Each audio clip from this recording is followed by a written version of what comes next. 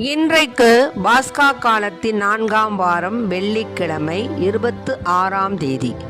இன்று தேவன் நமக்கு தரும் ஜீவ நீரூற்றான இறை வார்த்தைகள் திருத்தூதர் பணிகள் நூலிலிருந்து வாசகம். இயல் 13, இறை வார்த்தைகள் 26 33 முடிய. சகோதரரே,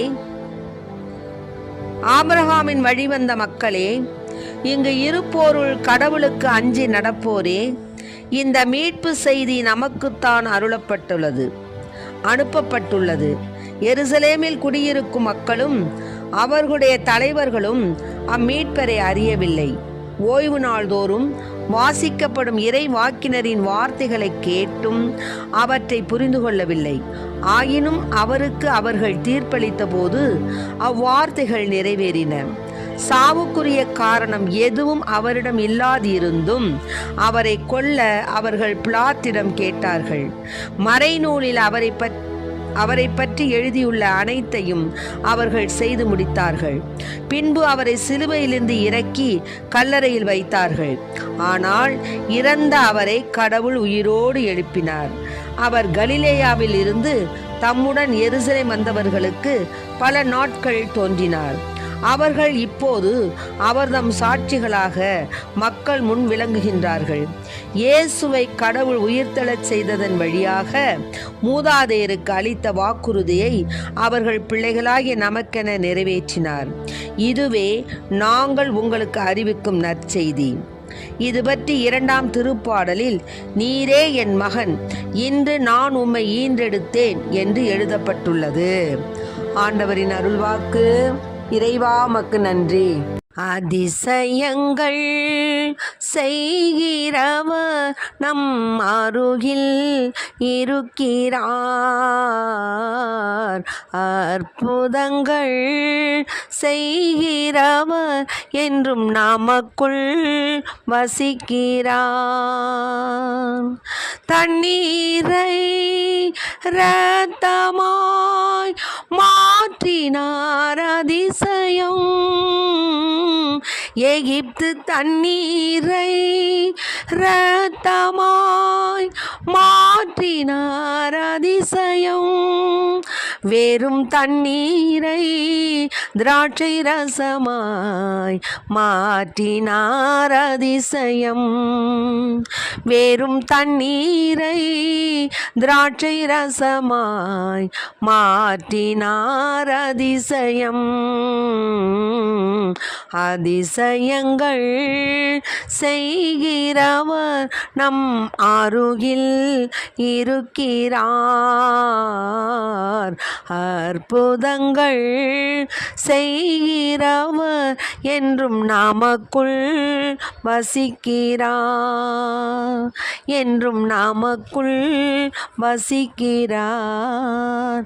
என்றும் நமக்குள் வசிக்கிறார். இன்றைக்கு நம் தேவன் தரும் ஜீவ நீரூற்றான இறை வார்த்தைகளை கேட்டோம். அழகா சொல்றாரு பாருங்க இந்த இடத்துல. திருத்தூதர் பணிகள் 13 இயல்ல 26 முதல் 33 முடியல.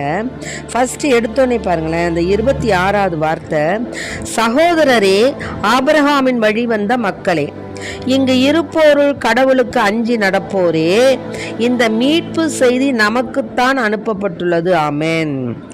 இன்றைய தினம் நம் தேவன் நமக்கு தரும் ஜீவ நீரூற்றான இறை வார்த்தைகள் நமக்கு தான் அனுப்பப்பட்டுள்ளது. என்ன அனுப்பப்பட்டுள்ளது? எருசலேமில் குடியிருக்கும் மக்களும் அவர்களுடைய தலைவர்களும் அந்த மீட்பரை அறியலை. ஓய்வு நாள்தோறும் இறைவாக்கினர்கள் என்ன செய்கிறாங்க? வார்த்தைகளை வாசிக்கிறாங்க. கேட்டும் அவற்றை புரிந்து கொள்ளலை. ஆனாலும் அவருக்கு அவர்கள் தீர்ப்பளித்த போது அந்த வார்த்தைகள் நிறைவேறின. இந்த சாவுக்குரிய காரணம் எதுவும் ஆண்டவரிடத்துல இல்லை. ஏதாவது உண்டா? இறைமகன் மீது எந்த ஒரு குற்றச்சாட்டும் இல்லை, எந்த ஒரு குறையும் இல்லை.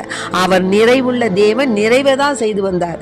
அதிசயங்கள் செய்தார், அற்புதங்கள் செய்தார். அது பொறுக்க முடியல. பொறாமை பொறாமை பொறாமை. மனிதர்களிடத்தில் அநேக பொறாமை, எல்லாரிடத்திலும் பொறாமை. இந்த பொறாமை குணத்தினால ஒரு உயிரானது பலியிடப்பட்டது. ஆக ஆண்டவரே என்ன செஞ்சாங்க? எதுவுமே அவரிடத்துல சாவுக்குரிய காரணம் இல்லாது இருந்தும் அவரை கொல்ல அவர்கள் பிலாத்திடம் கேட்டார்கள். ஆனால் மறைநூல்ல எழுதின அனைத்தையும் செய்து முடித்தார்கள். அவரை சிலுவையிலிருந்து இறக்கி கல்லறையில் வச்சாங்க. ஆனால் இறந்த அவரை கடவுள் உயிரோடு எழுப்பினார். இதுதான் முக்கியமான வார்த்தை. எந்த தெய்வமும் இறந்து உயிரோடு எழவில்லை. ஆனால் நம் தேவன் ஒருவரே இறந்த பின் உயிரோடு எழுப்பப்பட்டார். இதை அவங்களால பொறுத்துக்க முடியல. எருசலேம் வந்தவர்களுக்கு அவர் கடவுள் உயிரோடு எழுப்பினார். அவர் கலிலேயாவிலிருந்து தம்முடன் எருசலேம் வந்தவர்களுக்கு பல நாள் தோன்றினார். அவர்கள் இப்போ நமது சாட்சிய மக்களாக நமக்கு விளங்குகிறாங்க. ஏன்னா உயிரோடு எழுந்த தேவன் அந்த மக்களுக்கு காட்சியாக தோன்றினார். அவர்களும் சாட்சியாக இருக்கின்றார்கள். இயேசுவை கடவுள் உயிர்த்தெழ செய்ததன் வழியாக தான் மூதாதையருக்கு அளித்த வாக்குறுதியை அவர்கள் பிள்ளைகளாகிய நமக்கென நிறைவேற்றினார். ஆக பாருங்களேன், நம்முடைய தலைமுறை, நம்ம தாத்தா பாட்டி பாட்டன் பூட்டன் கொள்ளு பாட்டன் அவர்களிலிருந்து நமக்கு பின்னாடி நமக்கும் நம் பிள்ளைகள் நம் பேர குழந்தைகள் இன்னுமாக நமக்கு வரக்கூடிய பின்னாடி வரக்கூடிய அத்தனை தலைமுறைகளுக்கும் யார் தேவன்? நம் தேவன் கடவுள் ஒருவரே, இயேசப்பா மட்டும்தான். இதுவே நாங்கள் உங்களுக்கு அறிவிக்கும் நற்செய்தி. இது பற்றி 2ஆம் திருப்பாடல்ல நீரே என் மகன், இன்று நான் உம்மை ஈன்றெடுத்தேன் என்று எழுதப்பட்டுள்ளது. ஆக நீரே என் மகன், இன்று நான் உம்மை ஈன்றெடுத்தேன் என்று எழுதப்பட்டுள்ளது. அதனால இனி இறந்த அவர் இனி ஒருபோதும் அழிவுக்கு உட்படாதபடி கடவுள் அவர் என்ன செஞ்சார்? உயிர்த்தெழ செய்தார். இது பற்றி தான் நான் தாவீதுக்கு அருளிய தூய மாறாத வாக்குறுதிகளை உங்களுக்கும் தருவேன் என்று கூறியிருக்கிறார். இன்னொரு இடத்துல தூயவரை படுகொலியை காண விட மாட்டீர் என்றும் சொல்லியிருக்கிறார். 35வது வார்த்தை. 36ல ஏனென்றால் தாவீது தம் காலத்து மக்களிடையே கடவுள் திட்டத்தை நிறைவேற்றி இறந்தார், அவரது மூதாதையருடன் சேர்க்கப்பட்டார், இவ்வாறு அழிவுக்குள்ளானார். ஆனால் கடவுளால் எழுப்பப்பட்டவரோ அழிவுக்கு உட்படவில்லை. ஆகவே சகோதரரே, இது 37வது வார்த்தை. ஆகவே உங்களுக்கு தெரிந்திருக்கட்டும், இவர் வழியாகவே உங்களுக்கு பாவ மன்னிப்பு உண்டு என அறிவிக்கப்படுகிறது. மோசேயின் திருச்சட்டத்தால் உங்களை எந்த பாவத்திலிருந்து விடுவிக்க முடியாது. ஆனால் யார் வழியாக விடுவிக்க முடியும்? நம்பிக்கை கொள்ளும் அனைவரும் இவர் வழியாக விடுவிக்கப்படுகின்றனர். அதனாலதான் இழிவுபடுத்துவோரே கவனியுங்கள், வியப்புறுங்கள், ஒழிந்து போங்கள். ஏனெனில் உங்கள் வாழ்நாளில் நான் செயல் ஒன்றை செய்திடுவேன், யார் விளக்கி சொன்னாலும் நீங்கள் அதை நம்ப மாட்டீர்கள் என்று இறைவாக்கினர் நூலில் கூறியிருப்பது உங்களுக்கு நேரிடாதபடி பார்த்து கொள்ளுங்கள். ஆமென். ஆக நமக்கு இத்தகைய வார்த்தை, அழிவுக்குரிய வார்த்தை நமக்கு ஏற்படாதபடி சாவா வாழ்வா, வாழ்வு தரும் வார்த்தை நம்மிடையே இருக்க வேண்டும். அந்த வாழ்வு தரும் வார்த்தையின் மீது நம்பிக்கை கொண்டவர்கள் மட்டுமே இவர் வழியாக விடுவிக்கப்படுகின்றனர். 39வது வார்த்தை 13ல.